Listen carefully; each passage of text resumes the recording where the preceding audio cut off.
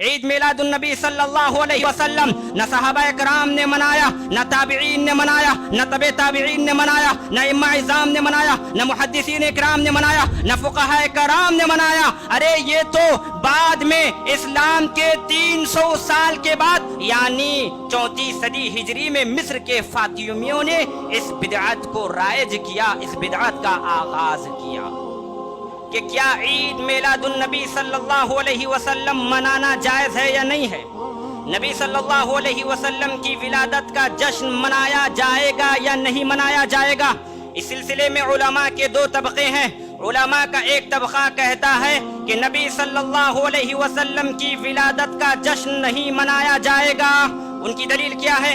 ان کی دلیل یہ ہے کہ اللہ رب العالمین اور جناب محمد الرسول اللہ صلی اللہ علیہ وسلم نے نبی صلی اللہ علیہ وسلم کی ولادت کا جشن منانے کا ہمیں حکم نہیں دیا، مگر علماء کا ایک طبقہ کہتا ہے کہ نبی صلی اللہ علیہ وسلم کی ولادت کا جشن منایا جائے گا، عید میلاد النبی صلی اللہ علیہ وسلم منائی جائے گی۔ اب سوال پیدا ہوتا ہے، یہاں پر اس مسئلے میں اختلاف ہوا، اس کا حل کیسے نکالیں گے؟ اس کا حل ہم کیسے نکالیں گے؟ جائیں گے صحابہ کرام کے پاس، جائیں گے ہم صحابہ کرام کے پاس، دیکھیں گے کہ صحابہ کرام کا اس سلسلے میں کیا معنی تھا، کیا مفہوم تھا۔ کیوں؟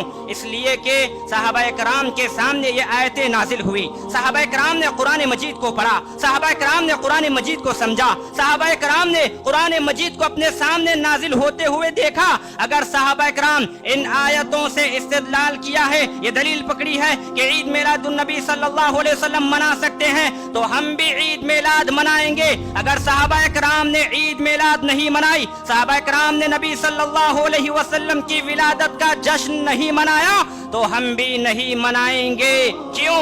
اس لیے کہ قرآن مجید صحابہ کرام نے سمجھا، قرآن مجید پر صحابہ کرام نے عمل کیا، قرآن مجید کا صحیح مفہوم صحابہ کرام نے سمجھا۔ میں آپ کو بتانا چاہتا ہوں، صحابہ کرام میں سے کسی نے بھی عید میلاد کا جشن نہیں منایا، نہ صحابہ کرام نے نبی صلی اللہ علیہ وسلم کی ولادت کا جشن منایا، نہ تابعین نے نبی صلی اللہ علیہ وسلم کی ولادت کا جشن منایا، نہ تبع تابعین نے نبی صلی اللہ علیہ وسلم کی ولادت کا جشن منایا۔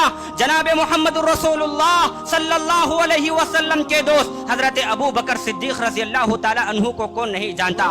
ابو بکر صدیق رضی اللہ تعالیٰ عنہ وہ شخصیت ہیں جنہوں نے نبی کریم صلی اللہ علیہ وسلم کی موجودگی میں تقریباً 17 نمازیں ادا کی، لوگوں کو پڑھائی۔ حضرت ابو بکر صدیق رضی اللہ تعالیٰ عنہ وہ شخصیت ہیں جو کائنات میں سب سے زیادہ نبی کے خیرخواہ تھے، نبی صلی اللہ علیہ وسلم سے کائنات میں سب سے زیادہ محبت کرنے والے حضرت ابو بکر صدیق رضی اللہ تعالیٰ عنہ تھے۔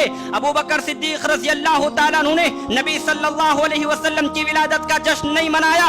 ارے حضرت عمر بن خطاب رضی اللہ تعالیٰ عنہ جنہوں نے 10 سال تک تقریباً عرب و عجم پر خلافت کی، جن کی تائید میں 17 سے زائد آیتیں نازل ہوئی، جن کو دیکھ کر شیطان بھی بھاگ کھڑا ہوتا تھا، ان 10 سالوں میں حضرت عمر بن خطاب رضی اللہ تعالیٰ عنہ نے بھی نبی صلی اللہ علیہ وسلم کی ولادت کا جشن نہیں منایا۔ حضرت عثمان بن عفان رضی اللہ تعالیٰ عنہ جنہیں دیکھ کر اللہ رب العالمین بھی حیا کرتے ہیں، اور جس کی وجہ سے جناب محمد الرسول اللہ صلی اللہ علیہ وسلم بھی حیا کرتے ہیں، آپ تقریباً 12 سال تک خلیفہ رہے، خلافت کی۔ ان 12 سالوں میں کبھی بھی عثمان غنی رضی اللہ تعالی عنہ نے نبی صلی اللہ علیہ وسلم کی ولادت کا جشن نہیں منایا۔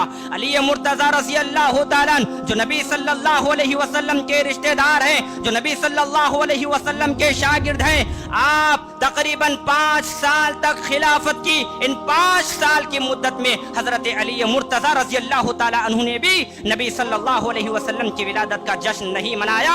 اسے کیا پتا چلتا ہے؟ نبی صلی اللہ علیہ وسلم کی ولادت کا جشن عید میلاد النبی صلی اللہ علیہ وسلم نہ صحابہ کرام نے منایا، نہ تابعین نے منایا، نہ تبع تابعین نے منایا، نہ ائمہ اعظام نے منایا، نہ محدثین کرام نے منایا، نہ فقہاء کرام نے منایا۔ ارے یہ تو بعد میں اسلام کے 300 سال کے بعد یعنی 34 صدی ہجری میں مصر کے فاطمیوں نے اس بدعت کو رائج کیا، اس بدعت کا آغاز کیا۔